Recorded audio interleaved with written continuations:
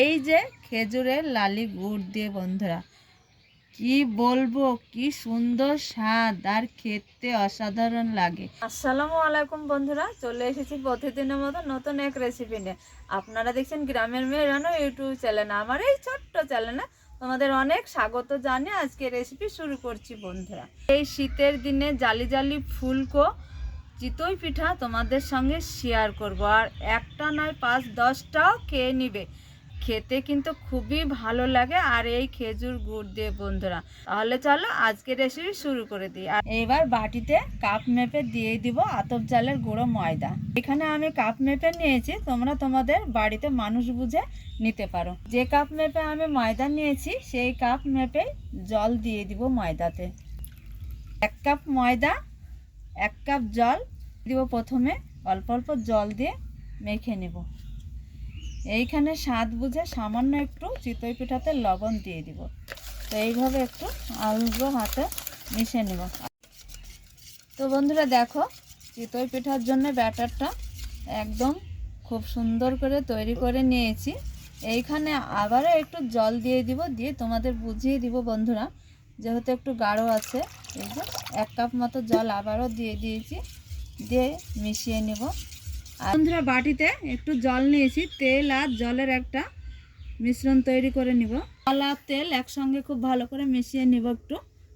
তো দেখো বন্ধুরা, তেল জল একসঙ্গে মিশিয়ে নিয়েছি। এবার মূল রান্নায় চলে যাব, চলো সরাসরি রান্নার কাছে।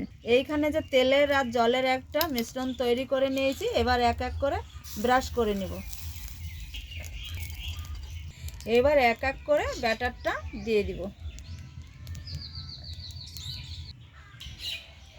ঢাকনা দিয়ে ঢেকে মিডিয়াম আঁচে চুলায় জাল দিব। না তুলে দেখে নিব যে কেমন হয়েছে চিতইটা।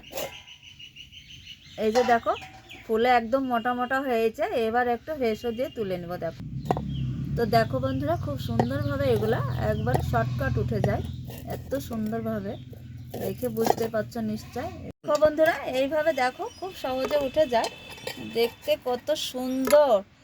একটা নয় 5-5টা 10টা করে খেয়ে নেবে, তবুও মন ভরবে না বন্ধুরা, এত এই জিনিসটা লোভনীয়। তো বন্ধুরা দেখো, শীতের একদম জালিদার নরম তুলতুলে একদম স্পঞ্জি এই যে দেখো চিতই পিঠা। এই যে দেখেই বুঝতে পারছো, মাটির ছাদ ছাড়াও এইভাবে একটা আপ্যায়ন করা থাকলে হয়ে যায় বন্ধুরা। দেখেই বুঝতে পারছো, একজনে 5-10টা করে খেয়েও মন ভরবে না বন্ধুরা। এইভাবে তোমরা অবশ্যই শীত থাকতে থাকতে খাবার করে খেয়ে তবেই কমেন্টে জানাবে। আর এই যে খেজুরের লালি গুড় দিয়ে বন্ধুরা, কি বলবো, কি সুন্দর স্বাদ আর খেতে অসাধারণ লাগে। এটা তো গরমের থেকে সকালবেলায়, শীতের সময় সকালে এই খাবারটা খেতে খুবই ভালো লাগে। তো বন্ধুরা, দারুণ একটা শীতের খাবার বলতে পারো। আজকের রেসিপি তোমাদের কেমন লেগেছে অবশ্যই তোমরা একটা কমেন্ট করবে বন্ধুরা।